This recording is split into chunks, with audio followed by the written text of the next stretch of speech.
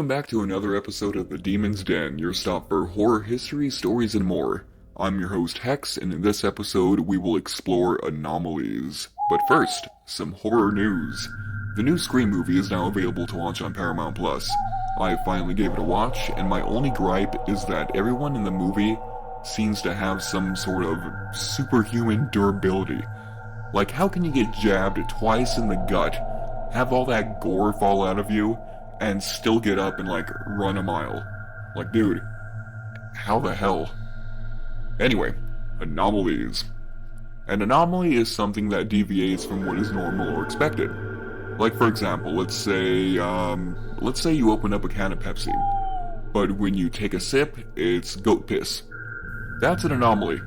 Albeit a gross example, but an anomaly nonetheless. One of my favorite shows, Gravity Falls, was all about anomalies and urban legends. Oh god, I wish they would bring that show back for another season. I mean, they have so much material to work with. It would be great. Anyway, today I thought I'd go over a few anomalies that have perplexed me to this day. So, let's get into it.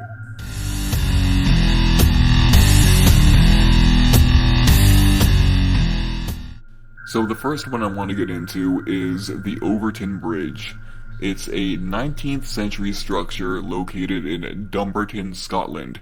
It's become famous not for its historical significance or its design, but for a very strange and pretty damn tragic phenomenon that has occurred there for, well, decades now. For some reason, dogs have been inexplicably drawn to jump off the bridge to their deaths. Now, the bridge spans over Overton Burn, a small stream that runs through the Overton estate. Since the 1950s, there have been reports of dogs jumping off the bridge, often from the very same spot. The phenomenon is so strange that the bridge has been dubbed the Dog Suicide Bridge. Now, it's not entirely clear why the dogs are drawn to jump off the bridge. There's a few theories floating around out there, but nothing's actually been proven definitely. One theory is that the bridge is haunted and has some kind of a supernatural force that's affecting the dogs. Another theory is that there's a scent of small animals in the water, and that's causing the dogs to just want to jump off the bridge and take a look. The most widely accepted theory, however, is that the unique design of the bridge is disorienting the dogs. The bridge has a very low wall on the side, and it's possible that the dogs can't see the drop-off until it's too late. And the sound of the stream flowing below may be confusing to dogs, who rely heavily on their sense of hearing. Some studies have shown that certain breeds, particularly the long-nosed breeds that, live in Scotland, like the Scottish Terrier, are more likely to jump off the bridge than others. Dogs, and oh my god, here's the crazy thing. Dogs that have survived the jump have been known to limp all the way back to the same spot that they jumped from, just to jump again. Like, something is compelling these dogs to just take the 50-foot drop. In recent years, efforts have been made to prevent the dogs from jumping off the bridge. Signs have been posted warning dog owners to keep their dogs on a leash. None of this free dog shit, and to be mindful of their behavior. Additionally, a fence has been erected on one side of the bridge to prevent the dogs from jumping off, no more low wall. These measures have been somewhat successful, but there have still been reports of dogs jumping off the bridge in recent years, even as recently as last year.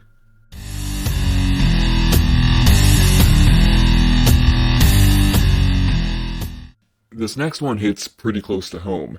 A mysterious sound that has been heard in and around the town of Taos, New Mexico since the early 1990s. This sound is a low-frequency humming that is described as sounding like a distant diesel engine or a low-frequency buzz. The hum has been the subject of fascination and concern for many years, with many people reporting that the sound is driving them to, distraction. Some residents have been claiming that the sound has caused them to suffer from headaches, fatigue, and, let's just say, other health problems. Now, despite extensive efforts to identify the source of this weird hum, the origin of the sound remains unknown. Scientists and researchers have been using a range of methods to try to pinpoint the source of the sound, including acoustic monitoring, electromagnetic monitoring, and even satellite imaging. However, there's been no clear explanation, so pretty much nothing's been found. But one of the most intriguing aspects of this hum is that not everyone can hear it. Some people living in the Taos area have never even reported hearing any sound like that, while others are driven to be distracted by it. This has led to speculation that the sound may be related to some sort of biological or psychological factor rather than a physical source.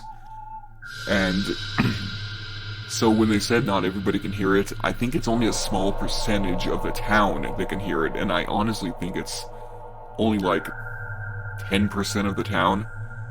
And when I said it's to distraction, it's caused people to become distracted, it's caused people to commit full-blown hamburger time on themselves. If you don't know what hamburger time is, I strongly encourage you to watch more Metalocalypse, because it means it means death.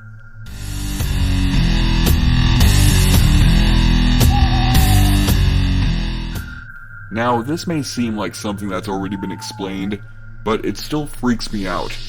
Your intuition, your spidey sense, your sixth sense, that feeling, that gut feeling that you have, while sometimes it's right, other times it's not. Like, okay, so psychologists note that people subconsciously pick up information from the world around us, leading us to seemingly sense or know information without knowing exactly how or why we know it. So we don't know, but somehow we know. And you know, the same thing actually goes for deja vu. We can't explain it, but we know. And now that I think about it, it's actually on par or even scarier than your intuition. You see something that you've never seen before, but you have seen it, just not physically. And this event is usually seen mentally in the past, but then physically in the present. The mind in and of itself is a mindfuck.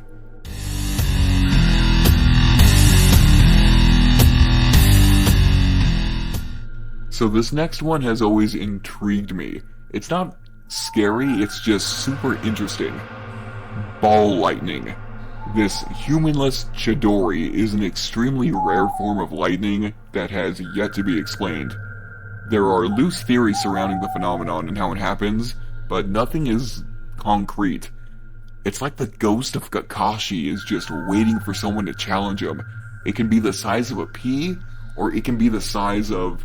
People have reported it to be the size of a car, just slowly moving across the ground, and anytime it comes in contact with metal, like a metal pole or like some train tracks, you see like a lightning bolt shoot out of it and like spark it and attract it. It's even gone across like streetlights and made them go off before disappearing. It's super, super intriguing, and I very much encourage y'all to go see a video of it.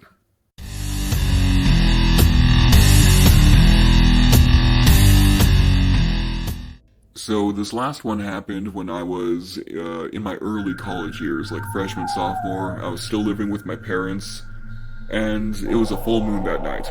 I wanted to go outside and enjoy some herbaceous vapors to myself.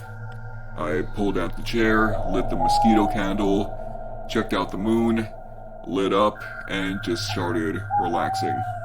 It had been about 10, maybe 20 minutes. I don't know. I was feeling very relaxed. So I look up, and while the moon is kind of covered now with some clouds, I see something else. Now, you don't really see the stars all that much in El Paso, but you could see a few dots up in the sky. But what I saw was a perfect triangle. Now, it wouldn't be that weird, but this perfect triangle of lights starts to spin around. Just an isosceles triangle just spinning around in the night sky. And it looked far away too. It didn't look like a drone or anything. It looked like the stars up in the sky were spinning around. And just out of nowhere, it stopped. It kind of, the entire triangle of lights just moved slightly to the left, and then in the blink of an eye, it just vanished. Not like it was here and then it's not. It's like the thing went into hyperdrive like in Star Wars, and it was gone. Now, I know I was relaxing, but even when I relax now, and I look up into the night sky, I don't see that. I haven't seen it again. So, could it have been aliens? Could it have been some other anomaly that I can't very much explain? Of course. But one thing's for sure, I am never ever going back to that house. There was so much creepy shit that happened at that house. I'm very happy to be away from it.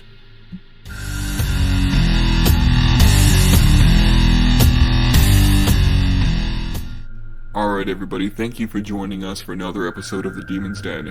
Remember, if you have anything that you want me to talk about, whether it be a legend, a cryptid, a ghost story, a haunted house, just something that happened to you in your past that I can relate to that's haunted, let me know, leave it in the comments, send me a message on YouTube.